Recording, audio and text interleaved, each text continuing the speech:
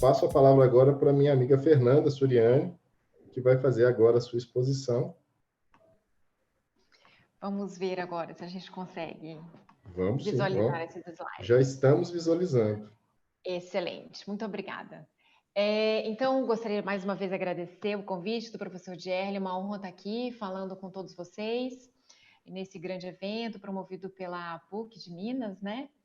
E sem delongas, vamos passar logo para a palestra, que já tivemos os probleminhas iniciais. Então, eu vou falar um pouquinho sobre os mecanismos de solução de conflito online, né? As ODRs. Pode passar para o próximo slide. Eu vou estruturar minha fala falando um pouquinho o histórico de como que a tecnologia começou a se desenvolver dentro do direito, como ela se desenvolveu, depois como ela começou a chamar atenção dentro do direito e nos mecanismos de solução de conflito, qual é o desenho desses mecanismos, como hoje nós nos encontramos, o panorama geral das ODRs privadas e já esses projetos de tribunais virtuais, e de que maneira impacta o acesso à justiça. Então, como o professor Dierle falou na palestra inicial dele de abertura, a tecnologia da informação e da comunicação, ela existe há muito tempo, desde a década de 50 já se fala em inteligência artificial com o texto seminal do Alan Turing, né, com o jogo da imitação. E o que nós temos para a gente entender como que essa aplicação, como essa tecnologia ela está sendo hoje aplicada dentro dos tribunais, ou dentro dos mecanismos de solução de conflito, elas podem ser desde a mais simples regra de automação, que é uma programação simples que você fala o que o computador tem que fazer e ele executa, até o uso da inteligência artificial, que o programa ele consegue analisar um grande volume de dados e achar correlações e regras que eram invisíveis aos olhos humanos, criar novas regras. E aí a gente tem uma série de modelos computacionais que processam dessa forma a informação, até a inteligência artificial geral, que é mais complexa, que é como o professor Dierle falou na abertura dele, que seria algo mais parecido com a complexidade da cognição humana e que a gente ainda não tem. Então, hoje, o foco está na automação e na inteligência artificial.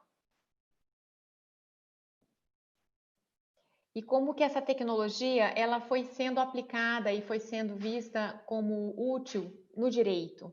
Também é da década de 50, o texto do Geometrics, do Lee Loevinger, que também já falava em análise quantitativa do comportamento jurídico. Para quê? Para poder gerar alguma previsibilidade nessas incertezas jurídicas, né? Então ele já falava nessa quantificação. E o professor Richard Susskind, ele estuda há décadas essa aplicação da tecnologia que a gente acabou de falar no direito, e ele fala algo muito relevante, que a aplicação dessa tecnologia, ela não serve só para gerar mais informação, mas ela serve para gerar novos conhecimentos. E com isso, nós, os humanos, podermos melhorar a nossa atuação, né? Então, ela serve para gerar previsões, fazer previsões, inferir probabilidades. E dessa forma, a gente conseguir transformar o nosso modo de operar o direito. E como que toda essa tecnologia, a jurimetria, ela entrou no mundo da resolução dos conflitos? Eu vou fazer um breve histórico das ODRs, falando as fases que um estudioso espanhol, Pablo Cortés, ele denomina dessa forma. Ele fala que desde o advento da internet, na década de 90, até mais ou menos 95, ele chama de fase amadora, que é no começo do uso de e-mail, e a gente começou a ter conflitos de spam ou de mailing list. E os conflitos eles eram resolvidos pontualmente. Então, à medida que iam chegando, esses conflitos eram resolvidos. Depois, o volume desses conflitos começou a aumentar E algumas universidades e instituições começaram a desenvolver uns projetos experimentais. Foi uma fase mais ou menos de 95 a 98. E com o advento do comércio eletrônico tomando um corpo, a gente pode falar da verdadeira indústria de ODR a partir de 1998, até mais ou menos 2002, quando governos e instituições começaram a perceber o potencial dessas ODRs e começaram a fomentar esse tipo de resolução de conflito em governos como, por exemplo, a plataforma de ODR da União Europeia. E eu digo que a partir de 2012 começaram a surgir realmente os primeiros tribunais, então seria uma fase jurisdicional. Os tribunais ou cortes online, né? Os primeiros projetos começaram a sair do papel. E a gente vai falar um pouquinho mais sobre isso lá na frente. O que é então o conceito de ODR? Ele é um conceito dinâmico e ele acompanhou essas fases que eu acabei de descrever.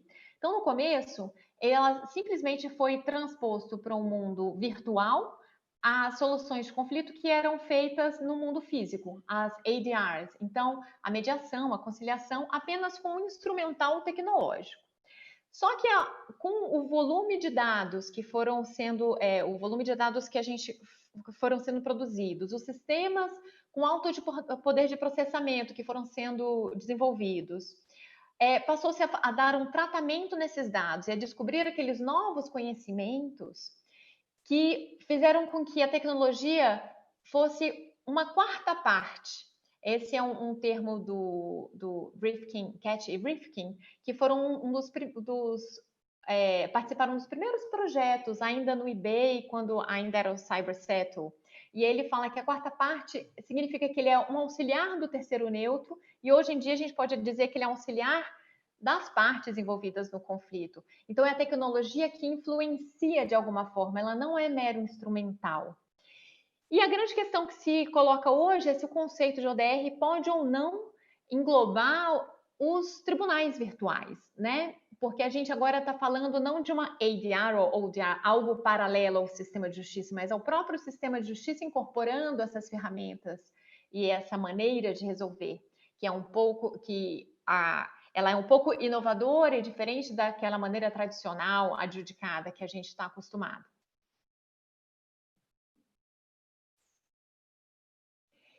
E esses professores que desenvolveram esse primeiro projeto lá atrás, eles falam que os sistemas de ODR, eles podem ser, o desenho deles pode ser comparado a um triângulo. E os lados desse triângulo, eles têm que necessariamente ter conveniência, confiança e expertise. O que significa isso? Para por exemplo, um comprador do eBay querer acessar a plataforma de resolução de disputa e não ir para uma corte ou alguma coisa assim, ela tem que ser mais conveniente. E se a minha disputa ela é de algo muito simples, ela não precisa de tanta expertise, mas eu tenho que ter confiança de que aquilo vai ser bem resolvido. Agora, se for um problema mais complexo, por exemplo, algo relacionado a um Bitcoin, eu vou querer alguém resolvendo dentro de uma plataforma de ODR que tem uma grande expertise, porque é algo complexo que vai ser resolvido ali. Então, o triângulo, ele não é equilátero, e dependendo do tipo de conflito, o sistema de ODR deve ser desenhado de acordo para que ele seja realmente eficaz. E como que normalmente são desenhados esses sistemas? A maior parte das plataformas de ODR que foram desenvolvidas nessas plataformas nos comércios eletrônicos, nos e-commerce, elas utilizam os dados dos conflitos já existentes no passado, da forma com que foi resolvido, os interesses desenvolvidos e fazem. Primeiro, quando você acessa o seu claim, a sua reclamação, você vai dizer ali qual é o problema. E ali já vai vir um diagnóstico. Se aquilo realmente é um problema, se você tem ou não direito àquilo, já vai te dar algumas informações sobre aquele problema que você está colocando. Então, esse diagnóstico ele é muito importante porque ele gera uma informação que muitas vezes a pessoa que está naquele conflito não tinha. Em seguida, parte para a negociação entre as partes. Então, a maior parte dessas plataformas, a negociação ela é assistida pelo software. Por quê? Porque com base nas informações e na experiência e expertise que já foi desenvolvida nessas plataformas, eles sabem a margem de negociação que existe naquele tipo de conflito. Então já faz umas propostas, ela já oferece propostas de solução que são muitas vezes o que as partes estão procurando naqueles interesses envolvidos naquele tipo de conflito. Apenas se não é resolvido é que passa para a terceira fase, que seria a de intervenção humana, por meio de uma mediação, uma conciliação, com a intervenção de uma pessoa, né? E, por fim, alguma decisão que vai ser imposta por meio de uma arbitragem, uma decisão judicial, seria a última etapa. E onde que a gente está hoje? Então, hoje em dia, existem... o eBay, ele é um exemplo de uma plataforma de um comércio eletrônico, né? A ODR, como a gente tinha visto naquele histórico, ela realmente tomou corpo com o desenvolvimento do comércio eletrônico. Por quê? Porque os interesses envolvidos eram de pessoas distantes, o valor das transações era muito baixo e o volume era enorme. E você tinha que gerar confiança naquele tipo de sistema para o seu negócio prosperar, né? Então, tem esse tipo de plataforma que foi desenvolvido e que um caso de sucesso, de grande sucesso, é o eBay. Ele resolve cerca de 60 milhões de conflitos por ano e 80% deles é de forma totalmente automatizada. Então, ele tem a escalabilidade, por isso ele consegue resolver tantos conflitos, com base na expertise desenvolvida durante muitos anos. E esse tipo de conflito, o que acontece? Esse tipo de plataforma, eles foram sendo, ela foi sendo replicada para outros setores, que não necessariamente online. Então, hoje, existem várias startups ou empresas de tecnologia que oferecem esse tipo de serviço. Eu vou dar um exemplo da MOL, que é a mediação online, que inclusive fez uma parceria agora durante a pandemia com os tribunais, para utilizar a plataforma dela. Então, são para conflitos offline. Então, conflitos quaisquer, que você vai usar a tecnologia intermediando e usando essa expertise e os softwares e a inteligência artificial que está ali por detrás para ajudar nessa intermediação normalmente escalonada, como eu tinha descrito anteriormente. A gente ainda tem aí, tanto nos casos do eBay quanto nas plataformas de resolução online de conflito autônomas, vamos dizer assim, interesses privados ali sendo envolvidos, né? E, por fim, a gente tem também a incorporação desse tipo de plataforma, desse tipo de ferramenta nos tribunais, no próprio Poder Judiciário, nos tribunais administrativos, que o maior exemplo de sucesso é o CRT de British Columbia, no Canadá, que também tem aquele procedimento escalonado que eu descrevi anteriormente. Ele é obrigatório para a competência que ele tem, são questões condominiais, de vizinhança, questões cíveis até $5.000, e está ampliando essa competência. E o título, ele vale como, apesar de ser um tribunal administrativo, ele tem se chega até a última etapa, ele vale como um título executivo judicial. Então, ele tem forcibility, né, a força obrigatória. E existe também outras plataformas sendo desenvolvidas, que a gente pode falar que são as ODRs especialistas em alguns temas mais complexos. E eu vou dar o exemplo da Cleros. A Cleros é uma plataforma que ela utiliza, para garantir a confiança no sistema, a segurança, tecnologia em blockchain. Ela não pensa numa resolução unificada, ela fala em uma decisão eletrônica descentralizada. A proposta é que contratos que sejam autoexecutáveis, os conhecidos smart contracts, eles possam ser resolvidos por um júri civil aleatório, ou seja, qualquer um pode ter o seu token e se candidatar para ser um júri. Normalmente são pessoas especializadas, então eles têm tribunais, por exemplo, especializados em criptomoedas. E aí, quando você tem uma questão para ser resolvida, esse júri civil, ele é selecionado aleatoriamente e vai julgar o seu caso. E como que você garante que vai ser um bom julgamento? Ele usa a teoria dos jogos e é o ponto focal. O júri só vai receber a sua parte, o jurado, se ele julgar com a maioria. Então, você gera, por causa dessa teoria dos jogos, e você gera a vontade daqueles jurados julgarem com justiça, né? Com a justiça da maioria, vamos dizer assim, do bom senso.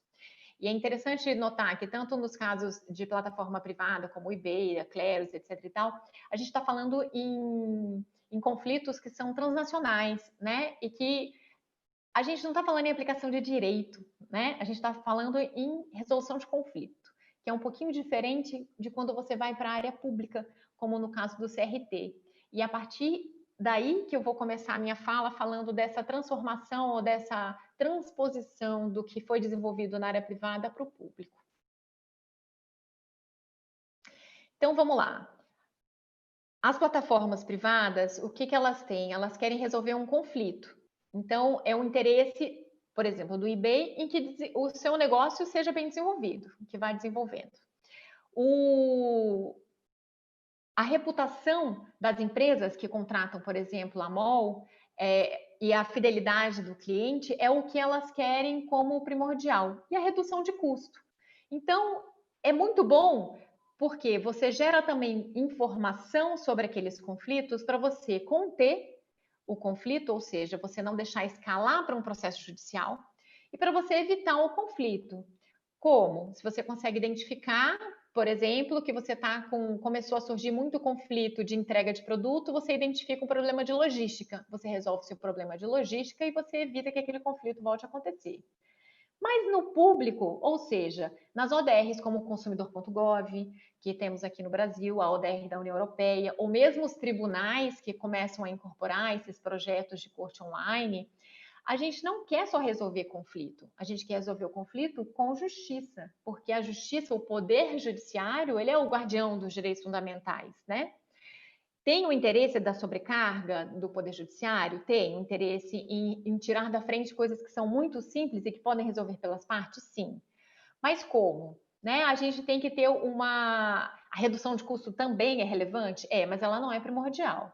Então, a gente pode usar esses dados que são desenvolvidos com o uso da inteligência artificial nessas plataformas para melhorar a política pública, a origem do conflito, né?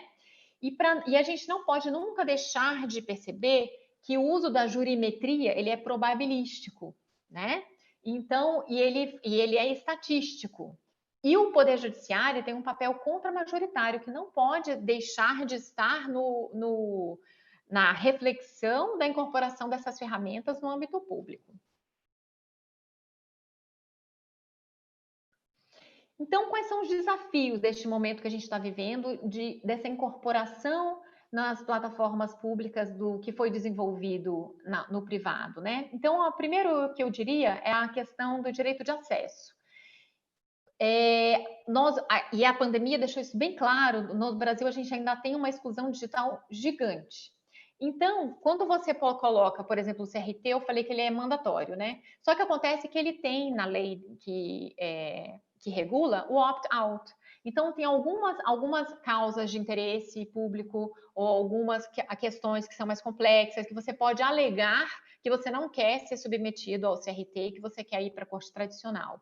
Ou você pode alegar falta de confiabilidade digital, de você não se sente confortável digitalmente. Então, existem algumas regras de opt-out. Isso a gente tem que refletir a partir do momento que a gente pensa, por exemplo, será que o consumidor.gov vai ser um degrau obrigatório para você continuar? É falta de interesse de agir se você não tentar antes? Então, a gente tem que levar em consideração a questão da exclusão digital e o acesso à justiça. A igualdade, a assimetria informacional, quando você tem partes com poderes diferentes, por exemplo, numa relação de consumo, ela pode fazer com que a gente continue gerando apenas resolução de conflitos e não resolução de conflitos com justiça. Então, quando você usa a tecnologia para fornecer aquele diagnóstico, aquelas informações que antes só a parte mais poderosa tinha, então você consegue, de alguma maneira, usar a tecnologia para diminuir essa assimetria informacional e chegar na contenção do conflito com justiça. O procedimento ele deve ser simplificado, uso de visual law, de legal design, o desenho e o foco na experiência do usuário. Então, o cidadão ele tem que ser, isso o CRT faz muito bem, ele faz constantes pesquisas com os usuários do sistema para saber quais as dificuldades, o que ele gostou, o que não gostou, para sempre ter um aprimoramento daquele sistema. Transparência e publicidade das ferramentas de inteligência artificial que são usadas. Como o professor Gerli bem falou na sua fala introdutória, a questão da auditabilidade desses instrumentais, né, e da responsabilização, ela é fundamental. Como eu falei rapidamente, a IA, ela constrói as próprias regras. Então, existe o que eles chamam de black box ali, que a gente precisa entender o limite do uso desse tipo de tecnologia dentro do Poder Judiciário. Então, ele pode ser usado para auxiliar o juiz até que ponto? Então, o Compass, que é utilizado nos Estados Unidos, que teve viés, até que ponto um IA enviesado pode influenciar negativamente? Ou até que ponto um IA enviesado não pode impedir também o papel contra-majoritário do juiz, né? E aí eu entro já na imparcialidade. E por fim, a gente tem que sempre levar em conta a segurança de dados. A LGPD vai entrar em vigor em algum momento e o poder público não está isento. Então, a gente tem que levar em conta também. E o recado que eu quis dar hoje é que eu acho que a tecnologia ela tem sim potencial para ser utilizada dentro dos mecanismos de solução de conflito, sejam eles privados, seja dentro do âmbito público de ODR ou tribunais virtuais, ampliando o acesso à justiça. Na parte privada, porque os conflitos simples e transnacionais, eles não teriam algum outro meio adequado. A Corte Nacional não daria conta desse recado, né? E as cortes especializadas como a Cleros. Então, tem um gap de justiça aí que você consegue resolver eficazmente por meio de ODRs. A negociação assistida por meio da tecnologia, tentando diminuir a assimetria informacional de partes desiguais, faz com que a gente consiga conter conflitos, a escalada do conflito com justiça. E, por fim, o tratamento de dados, ou seja, a análise daqueles conhecimentos gerados a partir do uso da tecnologia, podem fazer com que a gente evite conflito. Por exemplo, identificando que a determinada empresa está usando abusivamente de uma cláusula que já foi dita ilegal. E você consegue fazer algum tipo de, no consumidor.gov, por exemplo, identificar que tem uma cláusula abusiva e fazer a punição necessária, enfim, o afinamento ali da política pública para evitar que novos conflitos surjam. Era esse o recado que eu tinha para dar hoje. Peço desculpas pelo problema tecnológico inicial e agradeço enormemente o convite do professor Gerli, estou sempre à disposição. Obrigada.